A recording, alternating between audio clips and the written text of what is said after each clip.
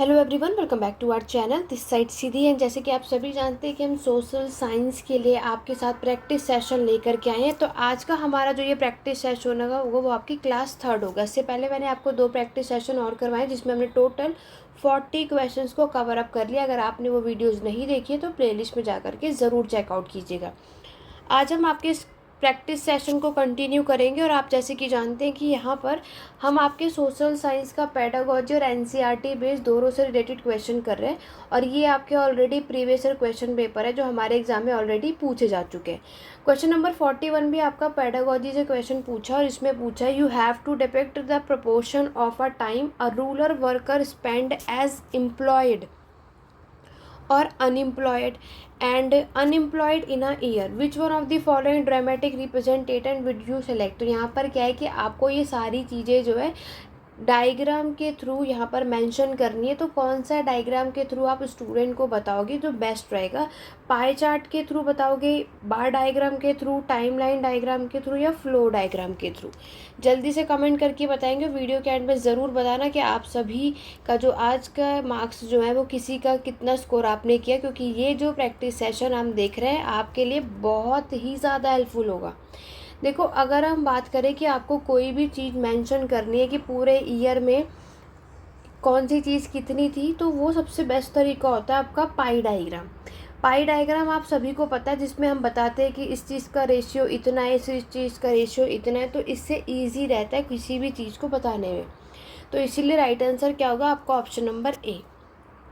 Question number 42 की तरफ बढ़ेंगे। क्वेश्चन नंबर 42 में आपसे पूछा जा रहा है कि select the most appropriate reason for the assessing student through an art in social science subject.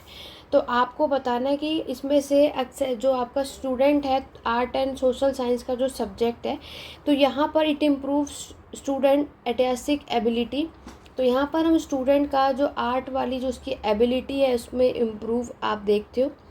It means to enjoy different style of expression depicted in the textbook, या फिर इसका मतलब है कि वो जो आपके डिफरेंट स्टाइल जो एक्सप्रेशन टेक्स्ट बुक में हम देख रहे हैं उसको इन्जॉय करें। It make it an enjoyable way of evolution, या it provide an opportunity for personal interpretation of concept. देखो, यहाँ पर अगर हम बात करते हैं असेसिंग स्टूडेंट जो थ्रू आर्ट के थ्रू हमारा जो सोशल साइंस है उसका मोस्ट अप्रोप्रिएट कारण क्या होगा? देखो, इन्जॉयमेंट, तो ये बी और सी तो सेम बातें ही आप देख रहे हो, ठीक है। लेकिन इसका राइट और करेक्ट वे जो होगा वो होगा कि यहाँ पर हम स्टूडेंट को अपॉर्चुनिटी प्रोवाइड करते हैं, ठीक है, for personal interpretation of concept के लिए। तो इसीलिए 42 का राइट आंसर आपका ऑप्शन नंबर डी होगा। क्वेश्चन नंबर 43 की तरफ बढ़ते हैं। 43 में आपसे पूछा जा रहा है कि इसमें से आपका जो प्रोजेक्ट है ग्लोबल वार्मिंग पे is based on secondary sources. तो कौन सा प्रोजेक्ट हम यहाँ देखते हैं ग्लोबल वार्मिंग पे? तो ये चीज़ आपको बतानी है। Interview with elder living in area on changes in weather, a college of picture on global warming, a graphical representation of आपका unanalysed weather data collected from meteorological office, या discussing based on the weather changes mention in a book. तो देखो, 43 का question का right answer क्या होगा कि यहाँ पर आपका कौन सा प्रोजेक्ट होगा? तो यहाँ पर ग्लोबल वार्मिंग से रिलेटेड हम क्या देखते हैं कि हम डिस्कस करते हैं किस पर बेस्ड होगा कि हमारे वेदर में क्या क्या चेंजेस आए। ये सारी जो चीज़ें हमारे बुक में मेंशन है ये चीज़ें हम डिस्कस करते हैं। तो इसीलिए 43 का जो करेक्ट ऑप्शन है, जो सारे स्टेटमेंट के अकॉर्डिंगली हमें बिल्कुल जो बात सही कही गई है वो ऑप्शन नंबर डी होगा, ठीक है। क्वेश्चन नंबर 44 की तरफ बढ़े। 44 में आपसे पूछा जा रहा है कि a teacher provide some criteria to student and ask them to access their project on those basis. तो which of one of the following assessment measure has been adopted by the teacher. तो यहाँ पर teacher जो है इसमें से कौन सा असेसमेंट को अडॉप्ट करती है ये आपको बताना है, ठीक। आपका peer assessment, formative assessment, self assessment, या फिर आपका सबमेटिव असेसमेंट। देखो, टीचर आपके कुछ क्राइटेरिया दे रही है स्टूडेंट्स को और पूछ रही है, ठीक है, जो भी प्रोजेक्ट है उससे बेस पर। तो यहाँ पर वो क्या करेगी? सेल्फ असेसमेंट की बात हो रही है, ठीक है, क्योंकि यहाँ पर क्या है, कभी भी कोई भी चीज़ होती तो स्टूडेंट से हम तब पूछ रहे हैं कि उनके अकॉर्डिंगली आपको वो चीज़ें क्या लगती है। तो सेल्फ असेसमेंट आपका राइट आंसर होगा। बढ़ेंगे क्वेश्चन नंबर 45 की तरफ। क्वेश्चन नंबर 45 में आपसे पूछा जा रहा है कि बहुत ही अच्छा और इम्पॉर्टेंट है, एनसीएफ से क्वेश्चन हमें मिल जाता है। आपको बताना है what is the nomenclature changes suggested by the NCF यानी national curriculum framework 2005 for civics. Question number 45 में पूछा जा रहा है। तो सिविक्स में हिस्ट्री, ज्योग्राफी, सोशल और पॉलिटिकल लाइफ या इकोनॉमिक्स। आपको भी पता है कि जो हम पहले जो सिविक्स जिसको बोला जाता है, आज के टाइम पर आप उसे सोशल और पॉलिटिकल लाइफ के बारे में हम देखते हैं, यानी कि आपका ये पॉलिटिकल साइंस का सब्जेक्ट है। अब कहीं भी हम पढ़ते हैं तो सिविक्स वर्ड आपको नहीं मिलता, पॉलिटिकल साइंस मेंशन किया जाता है, ठीक है। तो इसके अकॉर्डिंगली ये चेंज हुआ था। तो राइट आंसर क्या होगा? Option number C. Question number 46 की बात करते हैं। क्वेश्चन नंबर 46 में आपसे पूछा गया है कि आपको बताना है which value will you emphasizing at least the upper primary social science classroom from among the following: competitiveness, cooperation, scientific approach या फिर equality। देखो यहाँ पर सबसे ज़्यादा और सबसे क्या कहा जा रहा है, लीस्ट की बात की जा रही है, कम पूछा गया है। तो देखो अपर प्राइमरी लेवल पर अगर हम बात करें तो हम किसको कम वैल्यू देते हैं, तो देखो वो होता है कॉम्पिटिटिवनेस, ठीक है। ये सबसे कम, लीस्ट हम इसको इम्पोर्टेंस देते हैं, तो इसलिए 46 का राइट आंसर ऑप्शन ए बिल्कुल सही होगा। बढ़ेंगे क्वेश्चन नंबर 47 की तरफ। क्वेश्चन नंबर 47 में आपसे पूछा गया है, आपको बताना है what is the purpose of summative assessment of student, assessing during the class, assessing at the end of term, assessing a project या assessing at the end of the lesson. देखो अगर हम असेसिंग की बात करें कि हमारा समेटिव असेसमेंट का जो हमारा जो मेन पर्पस होता है वो क्या होता है, assessing at the end of term. हमारा एग्ज़ाम होता है ना पूरे टर्म एंड में, तब जाके हम असेस करते हैं कि किसने, कितने स्टूडेंट ने कैसा स्कोर किया है, कितनी क्या क्या चीज़ें समझी है। तो वो ऑप्शन बी आपका करेक्ट होगा। क्वेश्चन नंबर 48 में आपसे पूछा जा रहा है suppose a teacher has to teach the chapter the cold desert Ladakh in class 7th। Class 7th में टीचर जो है वो कोल्ड डेजर्ट का जो टॉपिक है वो पढ़ा रहे हैं। आपको बताना है इसके लिए कौन सा मेथड परफेक्ट होगा, survey method, workshop method, case study method या फिर रीजनल मेथड। कोल्ड डेजर्ट आप पढ़ा रहे हो लद्दाख का, तो अगर हमें यहाँ पर सबसे बेस्ट मेथड यूज़ करना हो तो आपके अकॉर्डिंग क्या लगता है, क्या होगा? रीजनल मेथड, बिल्कुल। तो क्वेश्चन नंबर 48 का राइट आंसर क्या होगा आपका? Option number D. आगे बढ़ेंगे, नेक्स्ट क्वेश्चन की तरफ बात करेंगे। Question number 49, which one of the following method is most relevant for the teaching of historical facts और historiography at the upper primary level. Upper primary level पे आपको बताना है कौन सा मेथड सबसे मोस्ट रेलिवेंट होता है, project method, map method, problem method या फिर सोर्स मेथड। तो देखो अगर हम अपर प्राइमरी लेवल की बात करें तो प्रोजेक्ट, मैप, सोर्स ये कोई मेथड करेक्ट नहीं होता, प्रॉब्लम मेथड सबसे सही होता है। तो problem method is the most relevant for the teaching of historiography. कभी भी किसी फैक्ट को जानना है तो प्रॉब्लम मेथड आपका क्या होता है, बिल्कुल सही, ठीक है। क्वेश्चन नंबर 50 की तरफ बढ़ते हैं। क्वेश्चन नंबर 50 में आपसे पूछा गया है कि नेशनल करिकुलम फ्रेमवर्क यानी NCF 2005 recommend that children school education must be link with. तो बच्चों के जो स्कूल एजुकेशन है वो किसके साथ यहाँ पर लिंक किया जाता है, outside school environment, annual examination, main stream opinion, the condition of the school infrastructure. देखो इसमें बहुत बेसिक सी चीज़ है कि यहाँ पर हम क्या करते हैं, आपके स्कूल के बाहर के इन्वायरमेंट के साथ हम उसको लिंक करना चाहिए, है ना। बहुत बेसिक और इजी सी चीज़ें थी ये। तो पेडागॉजी में आपको क्या करना है, ये सोचना है कि हम कैसे, क्योंकि रटाफिकेशन यानी रोट मेथड बिल्कुल गलत होता है। हम सिर्फ सिलेबस के अंदर ही बात करें ये सारी चीज़ें गलत होती है। आप कैसे बाहर इन्वायरमेंट से कनेक्ट कर सको ये सारी बातें कही जाती हैं। क्वेश्चन नंबर 51 में पूछा है on which of the following choices is the data best represented by a bar diagram. तो बार डायग्राम में अगर आपको कोई भी चीज़ मेंशन करनी है तो वो डाटा के बेस पर तो किस चीज़ के बारे में आप बता सकते हो। बेस्ट मेथड अगर हम बात करते हैं आपके अकॉर्डिंग तो क्या लगता है, ठीक है, टेम्परेचर, एयर प्रेशर, रेनफॉल या ह्यूमिडिटी। तो यहाँ पर सबसे बेस्ट चॉइस की अगर हम बात करते हैं तो यहाँ पर आपका क्या होगा, रेनफॉल। ठीक है, ऑप्शन नंबर सी। 52 में आपसे पूछा जा रहा है, देखो पेडागोजी में क्या है ना कि आपको पेडागोजी के कुछ टॉपिक्स है उसका कॉन्सेप्ट क्लियर होना चाहिए, क्योंकि क्वेश्चन तो सेम नहीं आता, वो चेंज होते रहते हैं। तो पेडागोजी को स्ट्रॉन्ग बनाना है तो बार बार आप जितने ज़्यादा पेडागोजी के क्वेश्चंस को सॉल्व करोगे उतने ज़्यादा आप उनको अच्छे से स्कोर कर सकते हो। ठीक है, क्वेश्चन नंबर 52 में आपसे पूछा है, in order to develop an understanding of the democratic institution, आपको बताना है कि इसमें से कौन सा है जो आपका करिकुलम अप्रोच के अकॉर्डिंग सबसे बेस्ट चीज़, कौन सा ऑप्शन आपको यहाँ पे लगता है। Describe ideal situation, provide example of realities along with the ideal situation, provide mainly national level example, या introduce student to harsh reality. देखो यहाँ पर कभी भी अगर हम डेमोक्रेटिक इंस्टीट्यूशन के बारे में हमें समझाना है बच्चों को, तो पहले तो आइडल सिचुएशन डिस्क्राइब करेंगे, बिल्कुल ऐसी कोई बात होती ही नहीं है। आप उनको नेशनल लेवल का कोई एग्जाम्पल प्रोवाइड करोगे, ये भी कोई तरीका नहीं है कि अगर हम टीचर हो के स्टूडेंट को ये बातें बताएं, या हार्श जो रियलिटी है उससे इंट्रोड्यूस कराओ, नहीं। Right answer option number B होगा, क्योंकि यहाँ पर हम ऐसे एग्जाम्पल प्रोवाइड करेंगे जो रियलिटीज़ के बेस पर हो। तो 52 का right answer option number B आपका बिल्कुल करेक्ट है।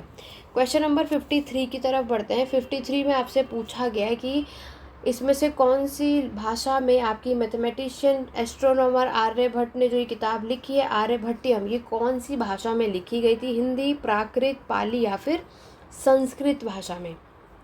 बिल्कुल, पहले तो आपको ये याद रखना है कि आर्यभट्ट ने आपकी आर्यभट्टियम जो ये बुक लिखी थी और कौन सी भाषा में लिखी थी, संस्कृत भाषा में लिखी थी। तो 53 का राइट आंसर ऑप्शन नंबर आपका डी होगा। ठीक है, आगे बढ़ेंगे क्वेश्चन नंबर 54 की तरफ। क्वेश्चन नंबर 54 में बताया गया है, which one of the following stupa is mark as the place where the Buddha preach his first message.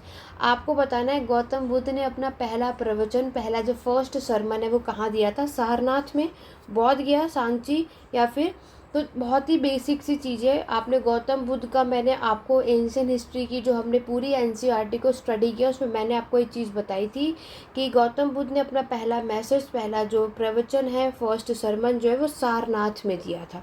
तो इसके accordingly right answer option number A आपका बिल्कुल करेक्ट है। आगे बढ़ेंगे, नेक्स्ट क्वेश्चन की बात करेंगे, क्वेश्चन नंबर 55। टोटल 60 क्वेश्चन हम डिस्कस करेंगे, क्योंकि आपको पता है आपके सोशल साइंस में 60 क्वेश्चंस पूछे जाते हैं। तो नेक्स्ट क्वेश्चन है, which were the 3 dynasties refer to as the Muvendar in Sangam poem. ये भी मैं आपको करा चुकी हूँ। तो Chola dynasty, Rashtrakuta dynasty, Pandya dynasty, या चोल डायनेस्टी, पाल डायनेस्टी या राष्ट्रकूट डायनेस्टी को बोला जाता है। संगम पोएम में मूवेंडर जो टर्म है कौन सी 3 डायनेस्टी को यहाँ बोला जाता है, ये आपको बताना है। पाल डायनेस्टी, चोल डायनेस्टी या फिर पांड्या डायनेस्टी, चोल डायनेस्टी, चे डायनेस्टी और पांड्या डायनेस्टी। देखो संगम पीरियड की बात करते हैं तो इसमें तमिलकम या मूवेंडर जो है ये आपके चोल, चेर और पांड्या के नाम, जो ये तीनों डायनेस्टी ना, चोल, चेर और पांड्या डायनेस्टी, ये मूवेंडर जो वर्ड है इन 3 डायनेस्टी के लिए यहाँ पर मेंशन किया है। तो 55 का राइट आंसर क्या होगा, ऑप्शन नंबर डी बिल्कुल करेक्ट। क्लियर हुआ। आगे देखो, नेक्स्ट बात करेंगे क्वेश्चन नंबर 56 की तरफ। 56 है, Rampurva bull a polish stone scripture now placed in Rashtrapati Bhavan. तो ये मैंने आपको ऑलरेडी पढ़ाया था, एनसीईआरटी की जो क्लास 6 की प्लेलिस्ट है उसको ज़रूर पढ़ना। और वहाँ पर मैंने आपको बताया था कि रामपुरा बुल जो है एक पॉलिश स्टोन स्क्रिप्चर है जो आज के टाइम पर राष्ट्रपति भवन में ये प्लेस है। Was build during the reign of which one of the following. तो ये कब बिल्ड हुआ था, मौर्यन डायनेस्टी के टाइम पर, पांड्या डायनेस्टी के टाइम पर, चोल डायनेस्टी के टाइम पर, या फिर कुषाण डायनेस्टी के टाइम पर, बताइए। तो 56 में जब मैंने आपको मौर्यन डायनेस्टी कराया था तब मैंने आपको ये चीज़ बताई थी, ये कब बनाया गया था, मौर्यन डायनेस्टी के टाइम पर। तो 56 का आपका right answer option number A है। बढ़ेंगे क्वेश्चन नंबर 57 की तरफ, जिसमें आपसे पूछा है द डॉक्ट्रिन ऑफ विशिष्ट अद्वैत के प्रोफाउंड जो है वो कौन है, आपके शंकराचार्य या फिर आलमा प्रभु या फिर रामानुज या फिर भासवान। तो ये भी हमने कई बार पढ़ा है, आपने बहुत बार देखा होगा कि इसके राइट आंसर कौन होंगे, रामानुज। तो 57 का right answer option number C है। आगे बढ़ेंगे नेक्स्ट क्वेश्चन 58 की तरफ। और आपसे ये टर्म दिया, और मैंने भी आपको क्लास 6 की जो हिस्ट्री हमने की है उस पर मैंने आपको ये चीज़ ऑलरेडी बताई थी कि यहाँ पर जो आपका टर्म है archive is a place where, इसको कहाँ पर रखा जाता है। Scripture found in excavation are kept, remains of the building made of stone, bricks found by archaeological kept, historical manuscript and document are kept, या बोन्स जो आपके एनिमल्स और बर्ड्स के मिलते थे उनको रखा जाता था। मैन्युस्क्रिप्ट जो डॉक्यूमेंट होते थे आर्चिव में उसको रखा जाता था, स्क्रिप्चर को रखा जाता था, तो या फिर स्टोन ऑफ ब्रिक्स जो आर्कियोलॉजिस्ट के थ्रू मिले थे उसको रखा जाता। तो ये बहुत बेसिक सी बात थी, मैंने आपको पढ़ाया भी था कि आर्चिव जो आप देखोगे ये हिस्टोरिकल मैन्युस्क्रिप्ट और डॉक्यूमेंट्स यहाँ पर रखे जाते थे। तो 58 का right answer option number C है। अब आपको एक स्टेटमेंट बेस्ड क्वेश्चन बताना है। आपको बताना है कि आपके वीरशैव मूवमेंट जो आपके कर्नाटक में चला था इससे रिलेटेड आपको स्टेटमेंट दिया, और बात करेंगे कि कौन सा ऑप्शन आपका सही है कौन सा ऑप्शन नहीं। ठीक है, तो it was initiated by Namdev and his companion या campaign. It argued against brahmical ideas about caste and treatment of women. It focus on worship of Vithal, या फिर it was against all form of rituals but promoted idol worship. देखो अगर हम इनसे related बात करें तो इनका जो मेन फोकस था it focused on worship of Vitthal. ठीक है, तो ये इस पर इनका मेन फोकस था। तो इसका right answer option number C है। जितने भी लोगों ने सी बताया बिल्कुल करेक्ट है। बात करेंगे आज के लास्ट क्वेश्चन की, क्वेश्चन नंबर 60। और आपको बताना है कि दो स्टेटमेंट दे रखे हैं आपके बंदगन से रिलेटेड, आपके अर्ली दिल्ली सल्तनत में कौन सी बातें सही वो आपको बताना है। Bandagan was special slave purchase for military service. यहाँ पर ये स्लेव है जिनको मिलिट्री पर्पज से इन्हें खरीदा जाता था। And were trained with great care to hold the important political affairs officers in the kingdom. या फिर ये टोटली जो आपके डिपेंड होते हैं आपके मास्टर्स पे, मतलब जो भी इनका ओनर होगा जिन्होंने इनको ख़रीदा होगा। So the sultan could not trust and relief upon them. तो सुल्तान इस कारण से क्या होता है इन पर बिल्कुल भी किसी भी तरीके का विश्वास नहीं करते। देखो अगर मैं आपके इन दोनों स्टेटमेंट की बात करूँ तो ये दोनों स्टेटमेंट आपका बिल्कुल सही है। तो यहाँ पर तो ये एग्ज़ाम में स्टेटमेंट वाइज पूछा जा चुका है ऑलरेडी। तो ये आगे जब कभी भी हमारे एग्ज़ाम में क्वेश्चन आता है तो ये वन वर्ड भी तरीके से पूछा जाता है। तो इसीलिए हमें हर एक टॉपिक को इतने क्लियरली आपको पता होना चाहिए ताकि आप ये सारी बातें, ये सारी चीज़ें जो आप ऑलरेडी इसको कर सको। ठीक है, तो ये थे हमारा एक मतलब ओवरऑल मैंने आपके साथ 60 क्वेश्चंस को डिस्कस कर लिया। 3 वीडियो में मैंने आपको इसके एक्सप्लेन किया। जिन्होंने नहीं देखा है ज़रूर चेकआउट करो। इसी तरीके से आगे कोई भी प्रैक्टिस सेशन में हम क्वेश्चंस को करते रहेंगे, और आप जितने ज़्यादा क्वेश्चन सॉल्व करो उतनी अच्छी बात है, क्योंकि दिसंबर में आप सभी का एग्ज़ाम है, अक्टूबर यहाँ पर ऑलरेडी चल रहा है। साथ ही साथ मैं आपके साथ अब मेडिएवल की भी लिस्ट को स्टार्ट करने वाली हूँ। तो क्लास 7 की भी एनसीईआरटी हम स्टार्ट करेंगे ताकि आपका कॉन्सेप्ट भी क्लियर होता जाए और आपके क्वेश्चंस भी होते रहे। ठीक है, तो आशा करती हूँ आज की क्लास आप सभी को पसंद आई हुई। कमेंट करके ज़रूर बताना आउट ऑफ 60 जो है आप लोगों ने इसमें कितना स्कोर किया है। तो मिलते हैं अपने नेक्स्ट वीडियो में। आज की वीडियो में बस इतना ही। Thank you for watching.